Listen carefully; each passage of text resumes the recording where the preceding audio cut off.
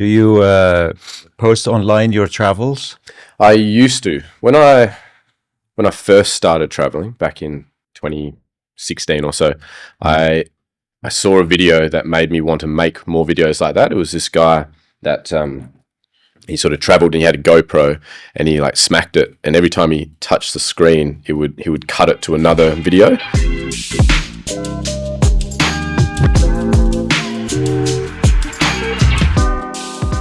And so I made videos like that for my first bit of traveling years ago, just for my friends and families and things like that. So, and then that was in 2015, 2016, all through Latin America. But after that, I stopped.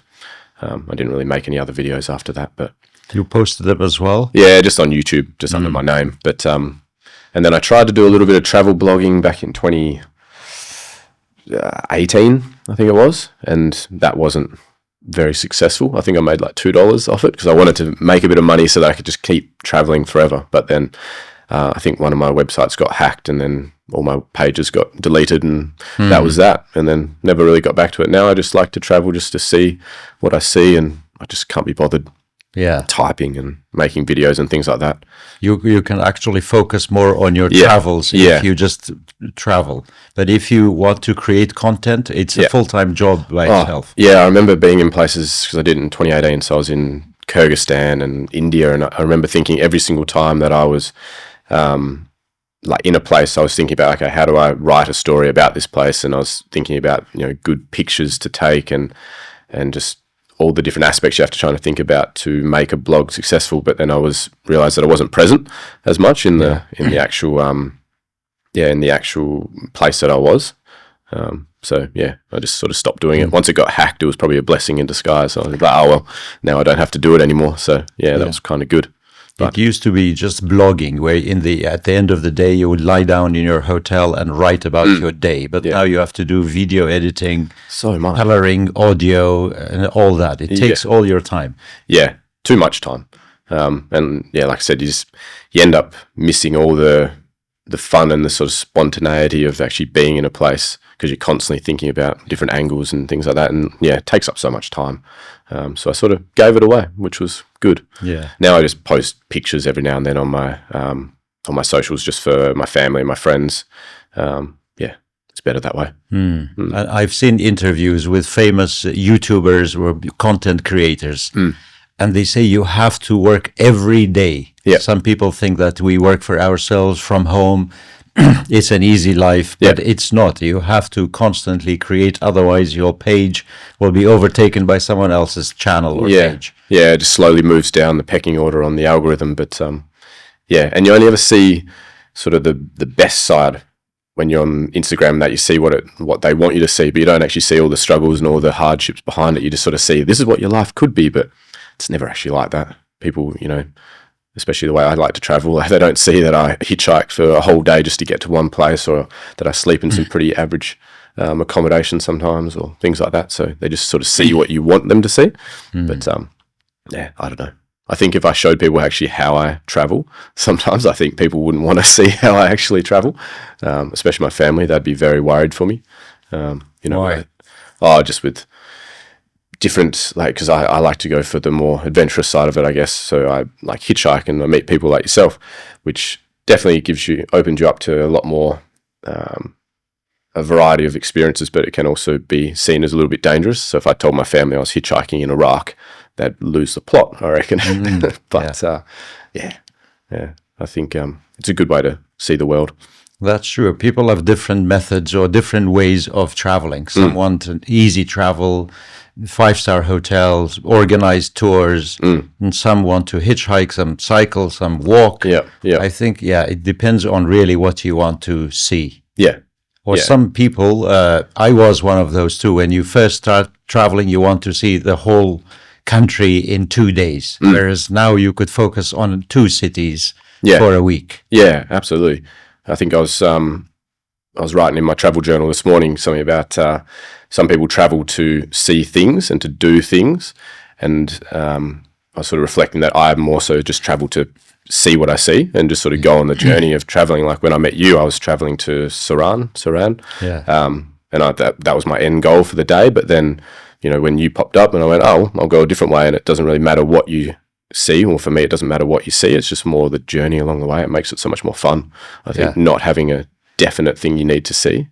I suppose when some of my friends are in Europe right now, Emma and Yov, and they have like a set things they need to see and they want to see, and they had it all booked out. I remember in January this year they were planning where they were going to be, and that made me feel like so anxious because they knew exactly what they were going to do every single day, and for them that's what they want to do when they travel. But for me, couldn't think of anything worse. But they're having an awesome time right now, shopping and eating all these amazing food and that sort of thing. But yeah. But you told me also that you wanted to see some of the cities that you are visiting now. Babylonia, which is the ancient city, Erbil, Damascus. It's not that you don't know what you want to see. You have also had these places in mind for how long? Yeah, definitely. I think when I go to a country, I have like a few things that I would like to see. Like you said, Babylon. I've dreamt about that place since I was about 10 or so, doing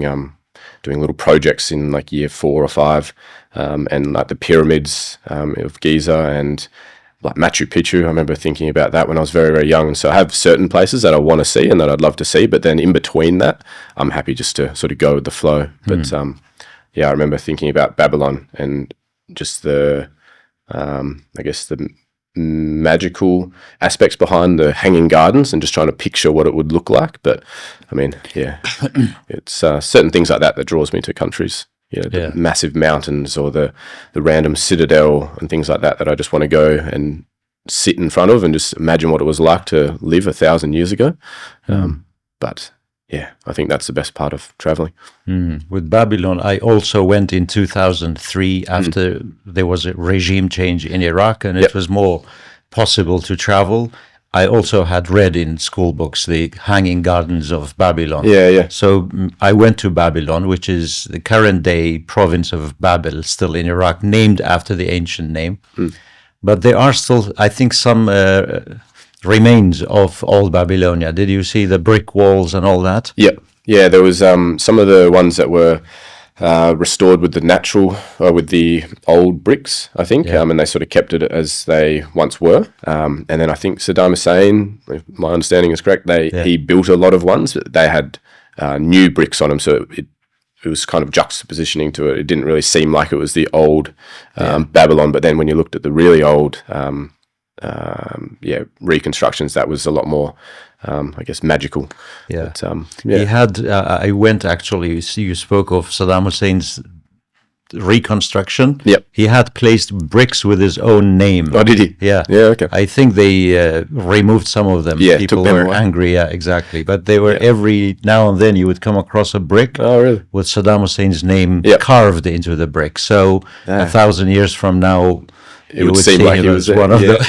That would have been cool to see one of those bricks, because I probably would have tried to take that home as a nice little souvenir or something. But But one of the other cool things was going to Saddam Hussein's palace. I don't know if I was meant to go inside it, but we found a way in. Me and a German tourist named Moritz that I met the day before. We were like, we really want to go to Saddam Hussein's palace, and that was phenomenal. I think they planned to maybe turn it into a tourist hotspot, like the place that you can go inside and look around, but walking around there with just no one inside the rooms and looking at the massive palaces, and again imagining what it would be like to be, Saddam Hussein, I guess, in those palaces, it was pretty cool. The one in Babylon? In Babylon, overlooking Babylon. We just sort of walked up the hill and in a back door, and there we were. I sent videos to my family, and they were like, wow, that is unreal. And I just, I've been inside that same palace, but it was full of American soldiers back then. Oh, okay, they were they had occupied the palace. But now it's a good idea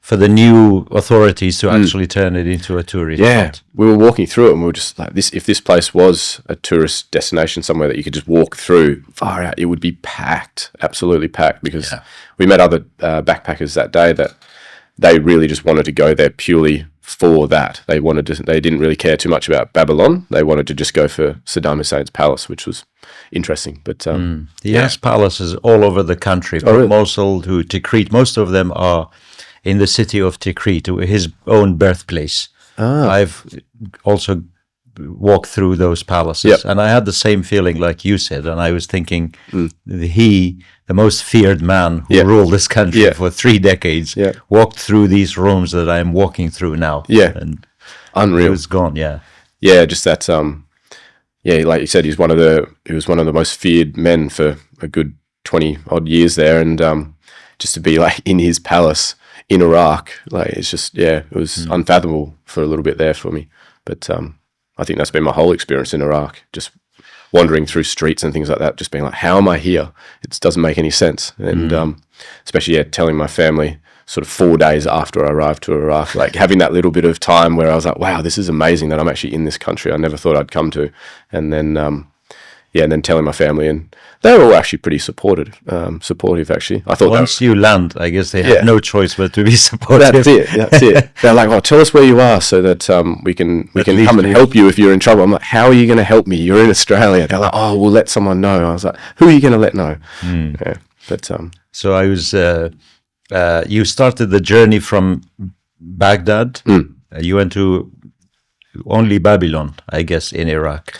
No, I went, what did we do? Baghdad down to Babylon. I met my friend Moritz. He was riding from Germany all through the Middle East. And then we went to Babylon, and then we took a taxi down to Nasiriyah, I think. Oh, wow. Stayed down there. And that was a cool place to start as well. It was very busy, but it was really nice just to sit on the river. And they had a heap of just kids flying around on these little scooters and families out. And that was a really nice place to sort of be the second or third night that I was in Iraq. And then we went to Chibaj and stayed with a local family down there with the reed huts, and went for some tours along the river. And that was so cool. We stayed with Abu Rasef, I think. Rasef, yeah. But it was a really cool place to stay down there and see. And then we went he left, my German friend left from there, and I went to Najaf, and then back to Baghdad for 1 day, and from there to Samarra, Kirkuk, Suleimania, and then here. Wow. So I've done a fair bit. Yeah, that's a true way of traveling and exploring, because I've been to all those places you were mentioning, except Nasiriyah. Nasiriyah I haven't seen in the south, where they have the marshes and reed work and all that. But it's good. It shows that you just have no set destination. Yeah, exactly. Just one or two things. I think the only things I wanted to really see in Iraq was Babylon,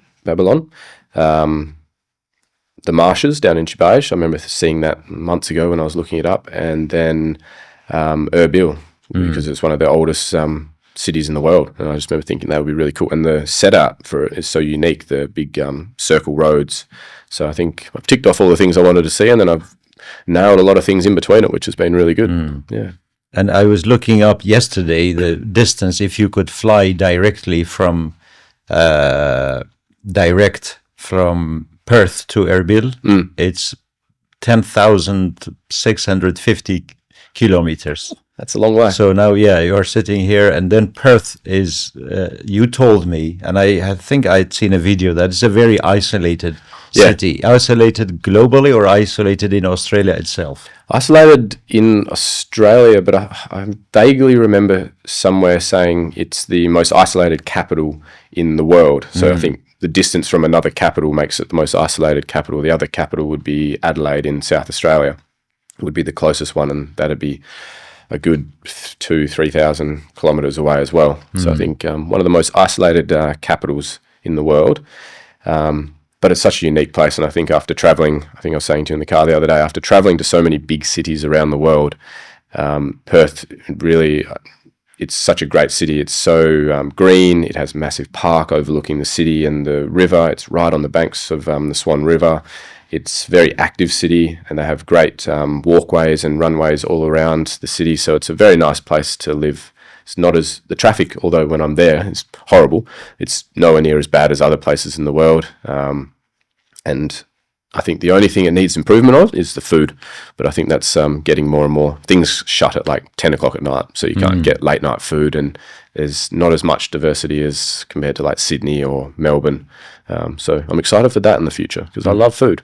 Yeah. So do you, after every travel, you must see Perth differently when you go back? Yeah. You appreciate it more, or you see something that you didn't see until you saw it somewhere else? Yeah, I think so. Yeah. That happens with traveling. Definitely. Yeah, you appreciate your home. I think when I first did my first bit of long-term traveling, I was 23, back in 2015 or so. Makes me feel old.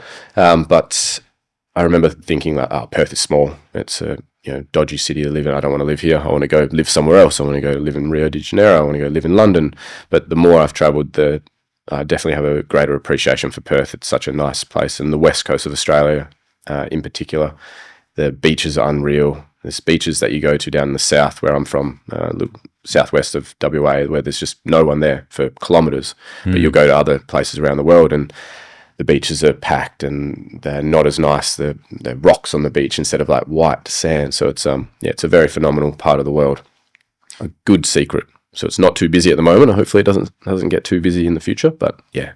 Even if, even if it gets too busy as a local, you would still know places that no one else would. Yeah, hopefully find. Yeah, that's it. And that's when you come to visit me in Perth. I'll take you to all the best places. Yeah.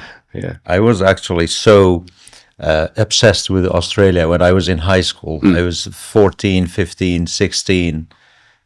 Those years I remember of my life, I was thinking of Australia a lot, and I was drawing it on the geography of Australia on the map, the capital, the distances, and the desert and all that. But I've never had a chance to visit yet.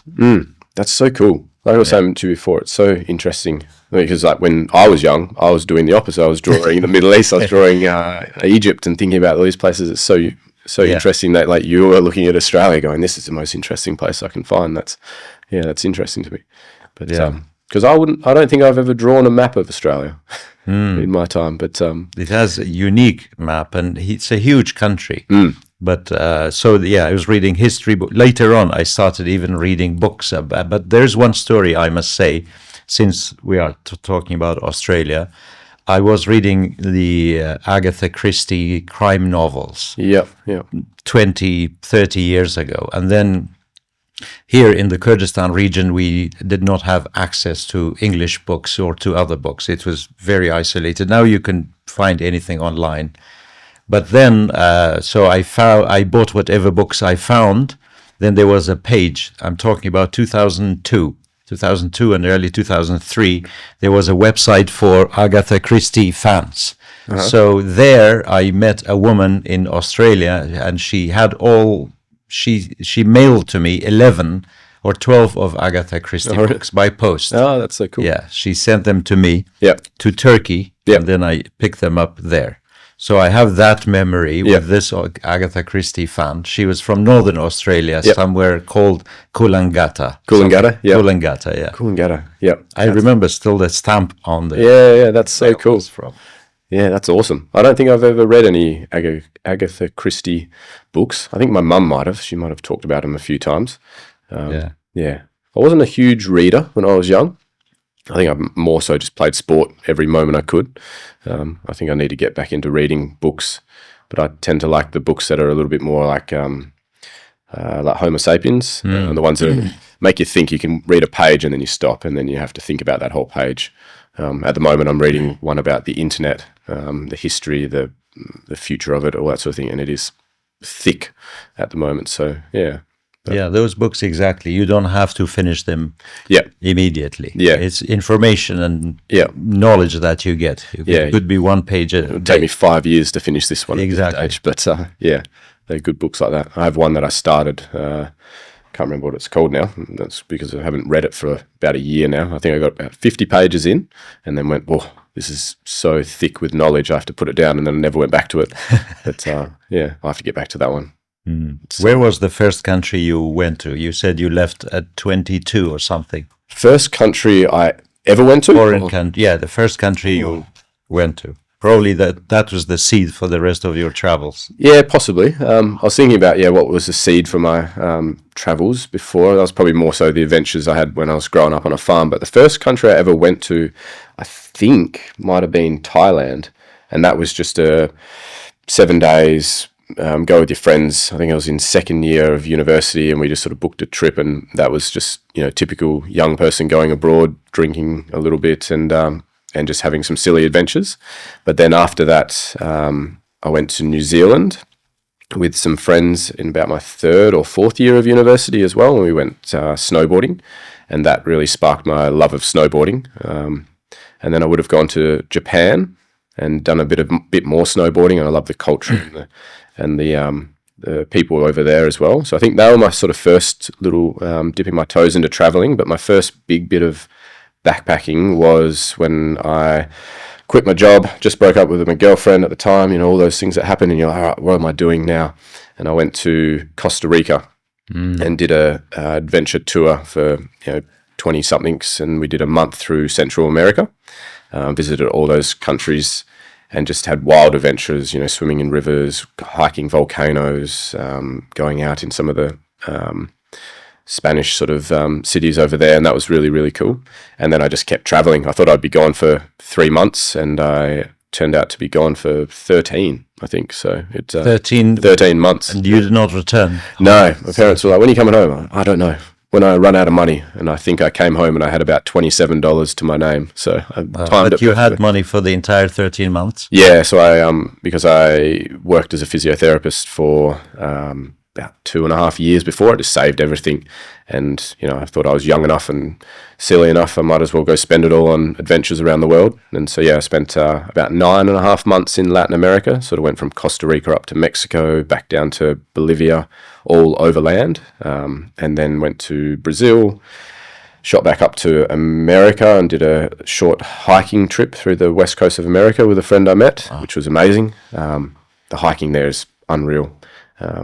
And then I shot across to Europe, did a few countries, just caught up with more friends that I'd met around the world. I met a couple from Norway on the very first day of my travels, Espen and Ingrid, and they have invited me back to their house in Norway so many times, and I'm so thankful for that friendship because I've had some amazing experiences over there. And then went and visited some friends in Amsterdam, Mart. He's a great young fella as well that we met, and influenced probably badly when we were traveling through Colombia, me and some friends. And then from there, I met a French pair of travelers who said they'd been to Iran.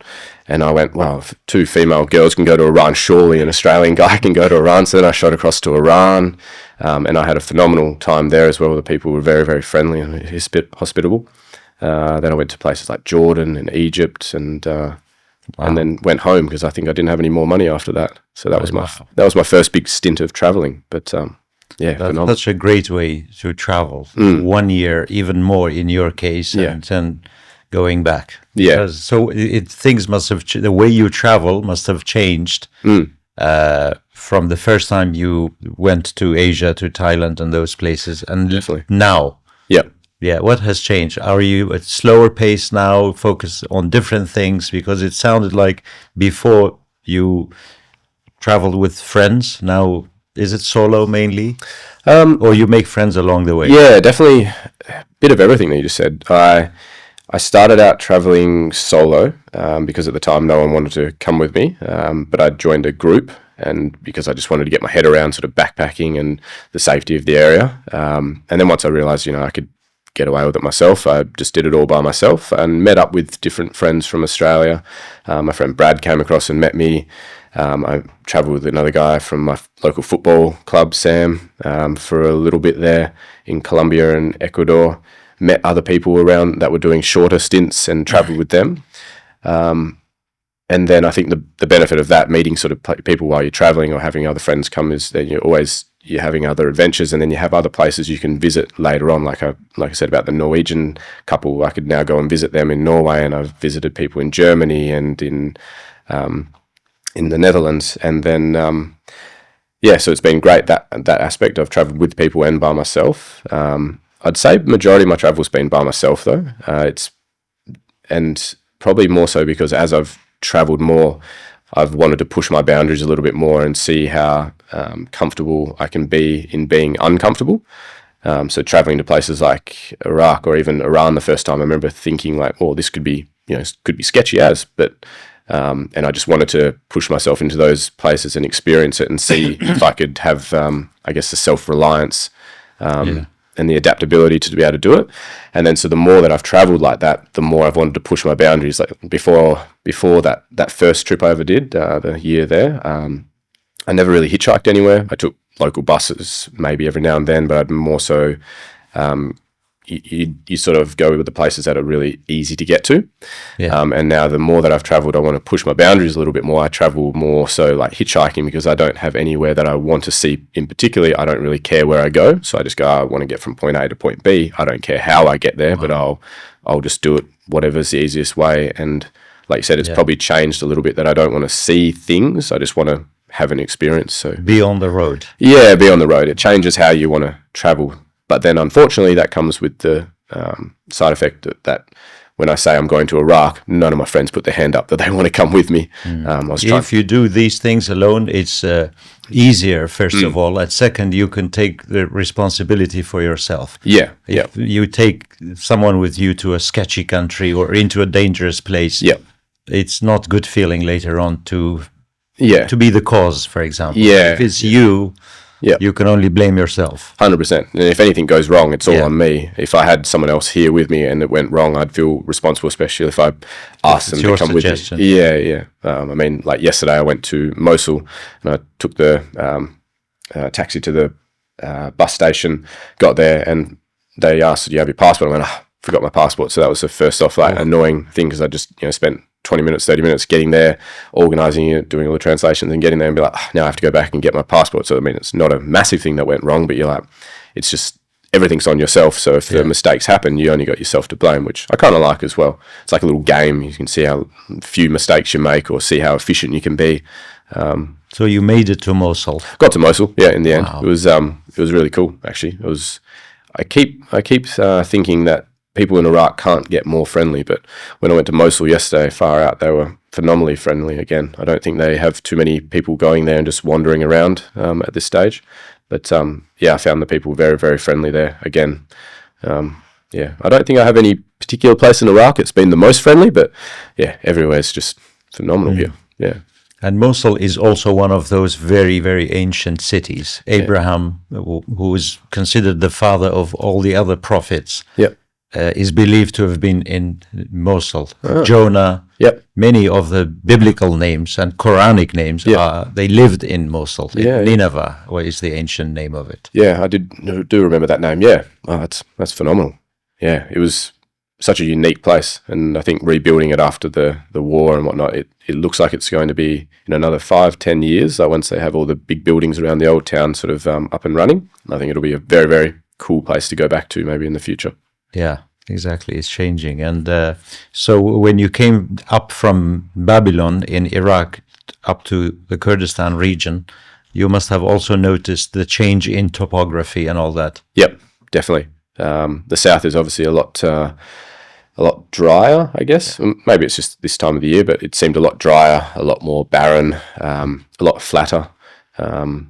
Big desert, I guess. Whereas you come up into the mountains of Kurdistan, and it's phenomenal. It's still dry, but it just changes that topography, like you're saying. It's a lot more mountainous. You can see how beautiful it would be once the rain comes and it gets a lot greener. It will be, very, very nice. I'm sorry I'm not here in like a couple of months' time when it's very green. I can go for a nice hike in like February or somewhere like that. But Have you seen, because when we met in Dukan, it's a small town halfway between Erbil and Slemani. I stopped there to have breakfast, which I usually do if I travel early in the morning. So it was very warm 2 days ago or 3 days ago. And now it's raining outside, foggy. But because there is little rain, especially in the last few years, we do not mind if it rains all the time. Whereas in some places where they get a lot of rain, in Europe and some places, they like sunny skies. for us, we yearn for rain. Bit of rain, yeah. It's like I was saying about my dad being the farmer. He always yearns for more rain, but then when it rains, he says, "Oh no, we don't need any more rain." Yeah. And then when it stops raining, he goes, "Oh, a little bit more wouldn't be the worst." But yeah. No, I agree, because I also live on a farm, and I gave up on that the last year or so. But before that, I would constantly check the weather. So farmers want rain when they want it. Yep. They don't want rain when they don't want want the it. control to be Exactly. Yeah. Never satisfied. Yeah, absolutely. Yeah, but it shows you how delicate it is, or vulnerable you are if you rely on rain for agriculture or for farming. Oh, absolutely. Everything is outside your control. Yeah, that's it. It's one of those tricky situations of being a farmer. You just have to rely on the weather, and it's a stressful place to be, just waiting for the rain non-stop. Yeah, but On your farm, what do you have in terms of livestock and agriculture? Yeah, so it's changed over the years. When I was very young, we had more cows than sheep, possibly. I wasn't out there counting them all, but there would definitely seem like there was a lot more cattle work and fencing, because the cattle would run through the fences that my old man was always doing. Cows, sheep. My nana has a few guinea fowl, these weird-looking birds that are very unique as well, and we're not allowed to touch them or go anywhere near them, otherwise she'll kill us. We have those. You have chickens. They're the main sort of livestock.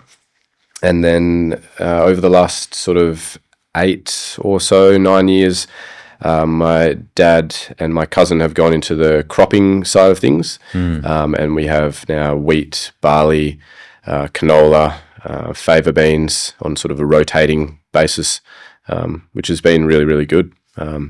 Lots of work, lots of machinery. The machinery that we have there now is phenomenal, and it's awesome machinery. You can pinpoint down to like a few millimeters exactly where the seed goes and the fertilizer goes. And I don't know half as much about it as my cousin does, but he loves it, and can't get him out of the sprayer. Is it a huge farm? It's 8,500 hectares, 10,000 acres or something like that. Acres, yeah. So it's big for the area, I think. There's obviously bigger ones and there's smaller ones, but it's quite a good size for the area. But then depends where you are in Australia. Like if you go a little bit more inland, they get a lot bigger. If you go more up to the north, they're 1 million acres sort of plus, because it's not the best land, so you don't have as much feed for the animals, and you just need bigger areas to be able to make a profit. But where we are, it's quite a high rainfall area. I'm not sure how much we get every year, but it's pretty wet. Sometimes we have tractors pulling tractors out of bogs. Yeah, that happens all the time. Yeah. But it was a great place to grow up. I think it's very unique to grow up on a farm. You get so much more life perspective, I think, and growing up in the country, especially in Australia, you get this different perspective. And I'm very, very fortunate that I got to grow up there, and I get to go back all the time and help out whenever I can. And it's definitely a place that I cherish. I took some friends down there just before I came on this trip, and they were like, far out, this is such a cool place. We were just out there having bonfires and hitting golf balls out into the paddock and riding motorbikes, and it's a very, very cool absolute place. Freedom. Yeah, absolute freedom. How far outside the city is it? From Perth? From Perth, it is 3 hours and 45 minutes, pretty much to the minute, because I've driven it that many times. To the gate. To the gate, pretty much. But about 4 hours from the main part of Perth all the way down. It's about 20 minutes out of the closest town, about 37 kilometres. So it's a little bit isolated, but in Australia, sort of normal, I guess. Yeah, and that's the idea, exactly. You can't have a place like that close, adjacent to the city. It's good because, like you said, you wouldn't be able to see the stars, but when you're down there and just laying on your back looking up in the stars, you can see them all, which is amazing. But you go to the city, you can't see anything. So, It's a great place to be, yeah. And when we were driving here this morning, we were talking about trees and the greening campaign that the city of Erbil has started. I see many plants and trees here that are native to Australia, and then I was saying that if they make it in Australia, they will make it anywhere else. Eucalyptus is one of them. There's one, I think it's called Baraktitu or something like that. It also originates from Australia. So, and you were telling me that you recognized an Australian tree in a botanical garden in Colombia. Yeah. Right? Yeah. So Australian, even though it's an exotic, isolated, faraway country, but I think Australia is everywhere in the world through plants, trees, or people, or frozen sheep and kangaroo. Yeah. That's it. Export loving country. Australia.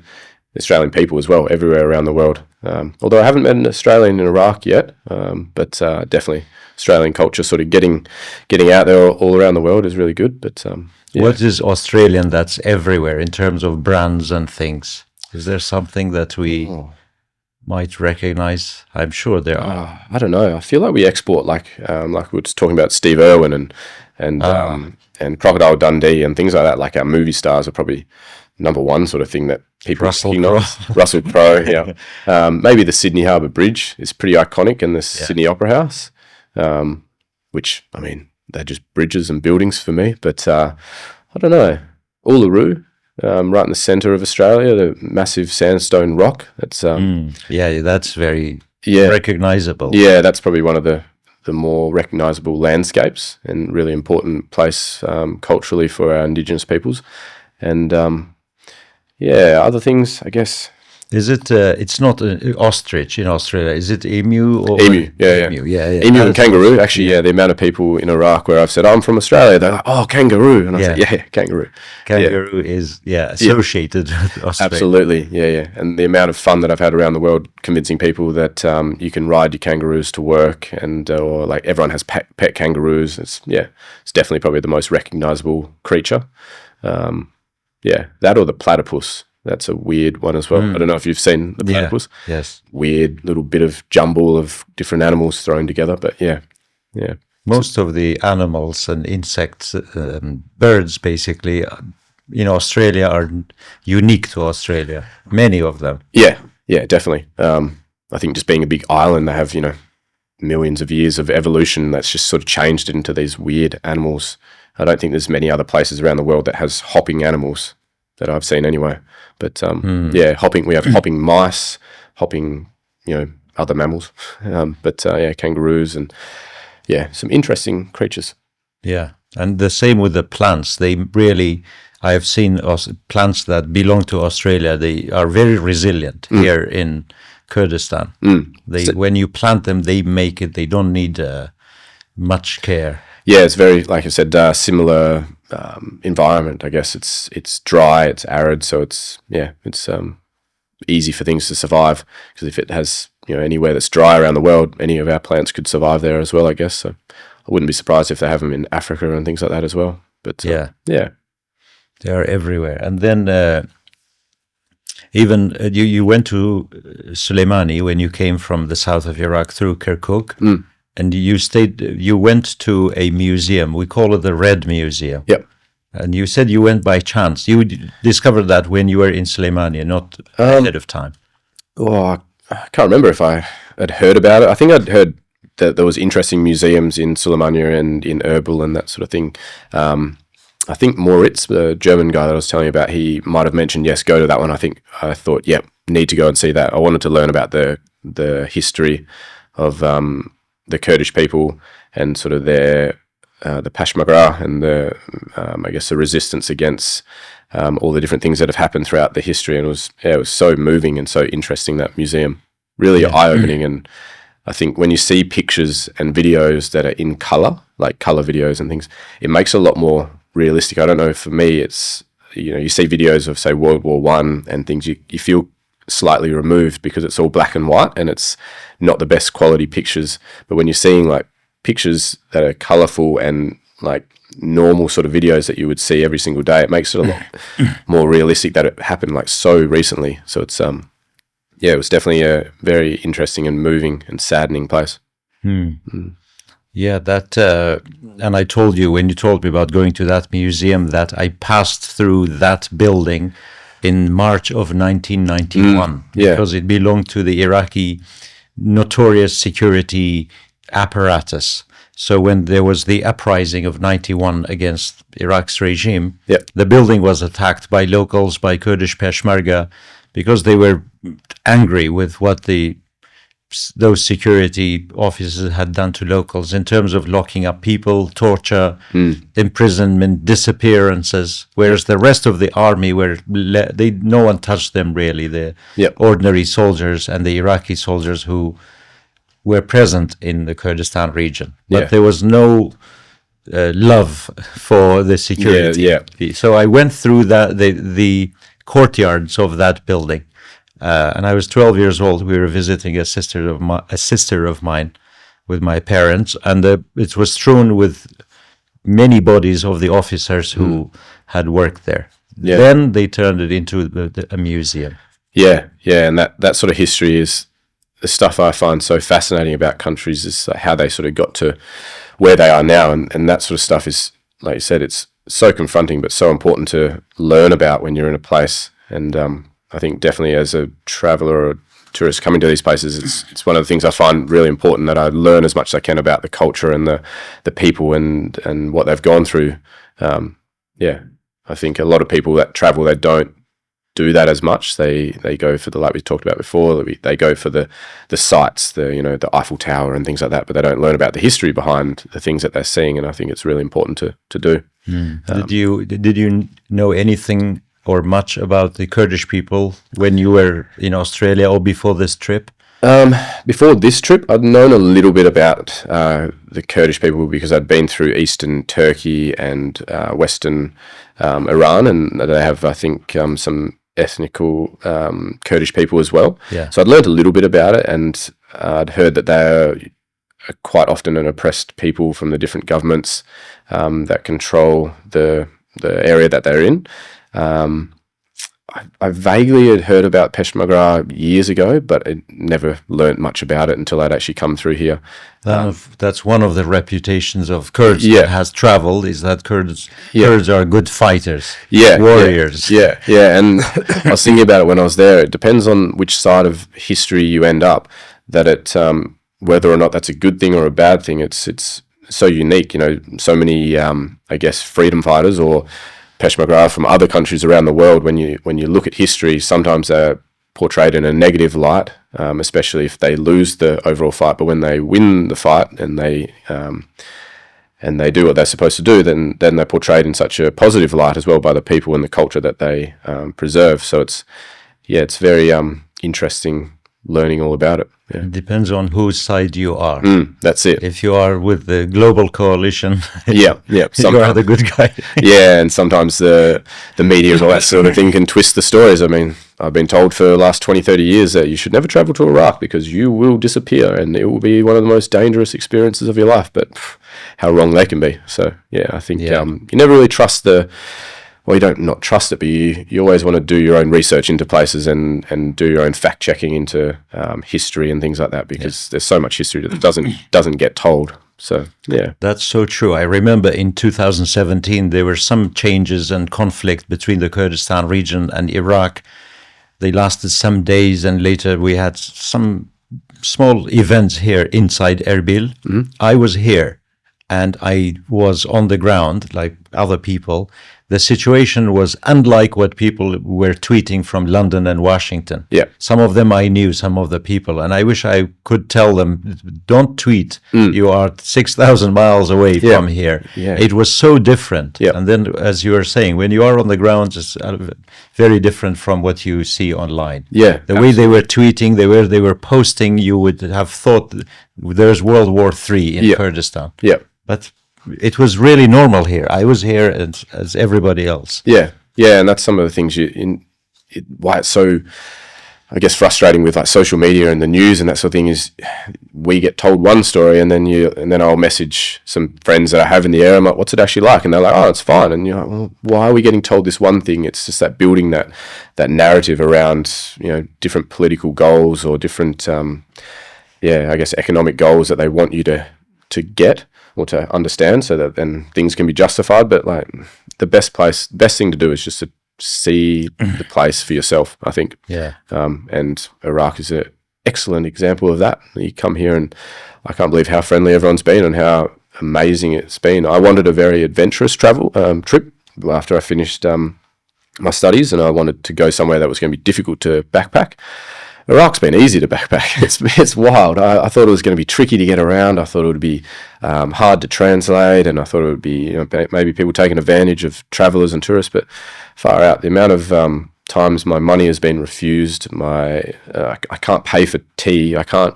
Yesterday, someone gave me like 4 pieces of baklava for free, and I was like, "Take my money," and they just wouldn't take it. So it's phenomenal. It's definitely gone into the top 5 friendliest countries, I think, straight away, and especially in Kurdistan as well. It's been even more friendly, I think, than federal Iraq. But hard to tell. But everywhere's just been so nice. People are very hospitable. If there's one thing I could say about the Kurdish people and Iraqis as well, very hospitable. Unreal amount of hospitality and generosity. It's with locals. I mean, among themselves, among ourselves, and with foreigners as well. Yep. Yeah. Also, it's not just to the tourists. It's they do it for everyone. Yes, it's like if you go to a restaurant here and you whisper to the owner and say, "I've left my wallet" or something, they might give you $100. Oh, really? Yeah, not only they wouldn't take your food money. And I love that part of this society. You can't worry about ending up on the street. As soon as they note you will be picked up, given money, food. Yeah, and that's what I love about the whole, I think, the whole of the Middle East, even, Iran, Jordan, Egypt, Kyrgyzstan as well, Uzbekistan, even though they're a bit more Central Asia, but the culture through this whole region is just so hospitable, so generous. Nothing is too big or too small for you to ask of people. And they just go above and beyond and make you feel so warm and welcoming, welcome to their country. So, yeah. And then when we met, your plan was to go to Shaklawa and from there to Soran. Have you yet or no? No. So, like I was saying to you before, I leave Iraq now in 2 days because I'm sort of wanting to go visit some other countries as well. But I think maybe tonight or tomorrow I might shoot up there for a day and have a look around. I wanted to do a little bit more hiking, but it's a bit tricky because I have only one bag that I'm traveling with, so it's hard to leave stuff behind and take what I need, but that's all right. I'll come back here eventually in the future, I reckon, when I have a little bit more time off. But I'm going to meet up with a friend first I'm going to fly. Like I said, I wanted this adventurous travel, and Iraq has been very fun and easy.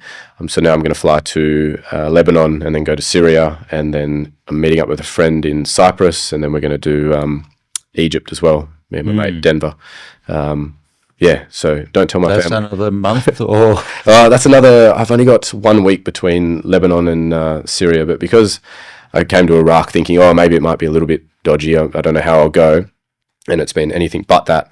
I really wanted to see Damascus back in 2016, and again, it's one of those cities that's stuck in my mind for numerous reasons. I really wanted to visit it, but I couldn't back then. So now that I have the opportunity and it's been fairly safe for the last year or so, I feel like I'm going to fly into Beirut, and then I'm going to take a bus, which is only 4 hours, to Damascus, and spend a couple of days there just exploring Damascus. Because again, why not? You're right here.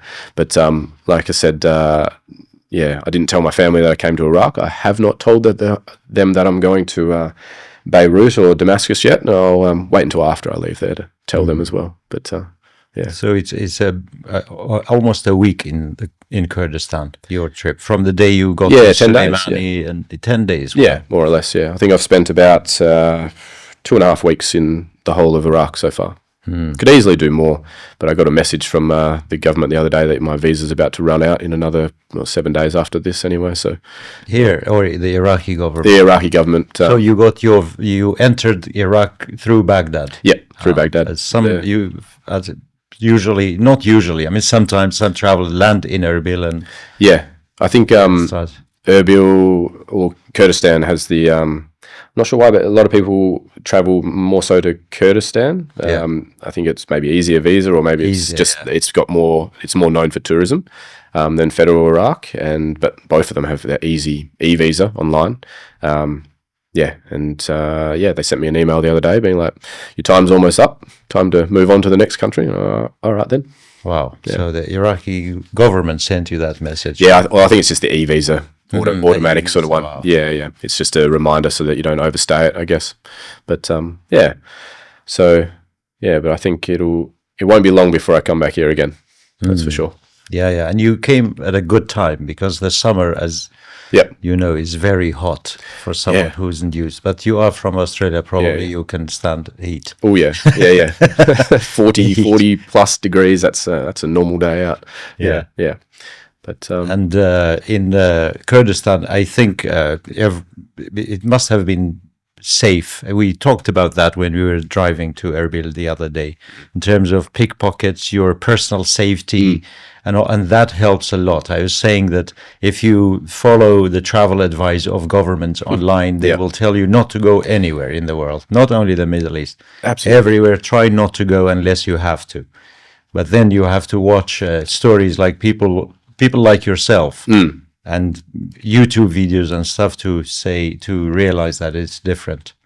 Absolutely. I think It's not a concern. My point is the safety here Safety is not a concern. yeah, for absolutely, anyone. not at all. I think our smart traveller in Australia, they grade all the different countries as like green, yellow, orange, red. Iraq's definitely red. It has a big do not travel to. You will be kidnapped. You will be this. You'll be that. Which, yeah, I mean, it's weird that they put those sort of things up when you come here and you're like, this is one of the safest countries in the world. I think I was saying to you in the car as well, I've been testing it out. I leave some money on my table and I'll go wash my hands in the toilets and come back out. Money's still there. If anything, they probably put more money down. I don't know. But and then I left my camera a couple of times, being like, well, I don't need this camera that badly. I'll go to the toilet and come back out, still there. And like, so, I mean, that wouldn't happen in Latin America for sure. Money wouldn't last a second if you left it on the table. And in Europe, pickpocketing and petty theft is huge. Well, not huge, but definitely more common. Australia, pretty damn safe. You could probably get away with doing all that sort of stuff, but if you leave it there for the day, it'll definitely be gone. But yeah, I think the safety in Iraq is not an issue at all anywhere through the whole place. People just go out of their way to make you feel comfortable and to make sure you have a good time, which I've experienced in all of the Middle Eastern countries. And I always tell all my friends and family, I'm like, these places are safe. There's not one time I've ever felt threatened in any of these countries, which is great. Have you counted the number of countries you've seen in your life? Yeah, I think so. I have a little app on my phone called Bean. It's you can punch in all the countries I've been. I think I'm at 64, 65 or something like that. So tick off a few more over the next couple of days or next week or so. I don't know. I used to have a bit of a goal of like maybe seeing all of the countries in the world, but there's a lot of countries. That's pretty hard to do. So I'll just tick off more and more over the years, and I think I'm more content with the ones that I've seen and the ones I want to go back to now. So, especially if I want to travel with people, I'm going to have to go back to the countries that I've been to before. Otherwise, I'll just have to keep doing it all by myself, which gets a bit boring after a while. Like you're just talking to yourself all the time. Yeah. But, I remember years ago, I would say to myself, if I could see 25 countries in my life, I would be happy. That sounded like a big number to me. Now I've seen 3 times that number. Yeah, you were saying the other day you'd seen 70 plus, and I'm like, wow, that's phenomenal, especially like difficult visas with the Iraqi passport and that. But that's inspirational stuff for me. Yeah. But as you said, at some point you slow down and you just go to that country, not to tick off a number or anything. Yeah. It becomes just the experience itself. Yeah, definitely. And just meeting the people, learning about daily life, taking local transport so you can sort of get the feel for the place rather than shooting in, seeing what you want to see and then getting out as fast as you can. I'd much prefer to spend a month once a year going to one country and just embracing it as much as you can. And we also said how it's nice to be in a place like the Middle East where the countries are tiny. So if you spend a month or 2 or 3 weeks in this region, you could see 7 or 8 countries: Georgia, Armenia, Kurdistan, Turkey. Whereas in a big country like Australia or China or US, you could travel for days inside the same country. Yeah, that's it. I mean, like Latin America, it's I don't know how many countries are actually in South America, 10 or 14 or whatever. But I was there for 6 months, I only saw 4 countries or 5 countries. So it's but in Europe, you can skip between them all in a day. You could probably do every country in a month if you wanted to. But I think it's a cool place to travel, and everything's so well connected as well. I was just in the bus station here yesterday in Erbil, and I saw you could take a bus to Istanbul, and I was like, well, that's like 1,000 kilometers away, over that. And so it's so well connected all through the Middle East that you can get around, and hopefully in the future it becomes even more stable and more accessible, I guess, for tourism as well. Are you worried that you may not be able to go back to a full-time job? Not only this time, but the coming years, for example. Will you be able to do it after having traveled and seeing the world? Yeah, that was one of the concerns. Well, not concerns. I think I was, after my first year of travel, I was hell-bent on being a traveller for life. I went back and worked as a physio for another year, did a little bit more work on the farm, and then I went travelling for another 13, 14 months or so. But after doing so much solo backpacking, and like we talked about, it's more about seeing what you see. I think I've got to the point where I don't need to travel as much. I still love traveling, and I love experiencing all the different cultures, but I don't have that inner desire to just constantly be doing it. Yeah. So I think, and I've been working, and my friends will laugh, but I've been working on trying to be more present in Perth as well, trying to get used to the thought of staying still, which I think you'd probably appreciate as well. It's a hard thought, like when you love traveling and you just want to go see all these different things, it's so hard to be like, okay, I'm staying in this one place for the next 5 years, because that gives me anxiety about just like you're stuck in one spot.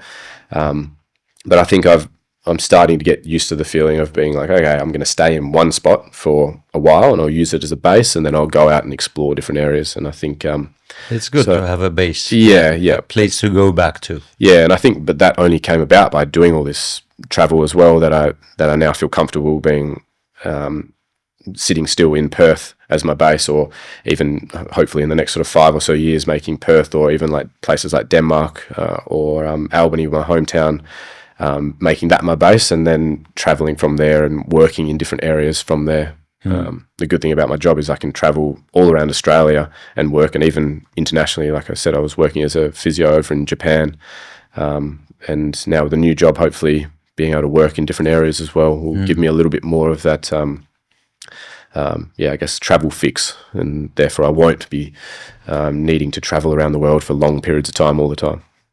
Yeah. It has been a pleasure talking to you, Caden. Thank you. Thank you so much for coming to tell us about your travels. And I wish you happy and safe travels wherever you are going from here. That's it. No, so thank you so much for having me. It's been an absolute pleasure. I've loved my time in Kurdistan, and this is such a unique experience that randomly happened upon us when just sitting in that cafe. So yeah, I'm very, very glad I asked you for a lift to Erbil.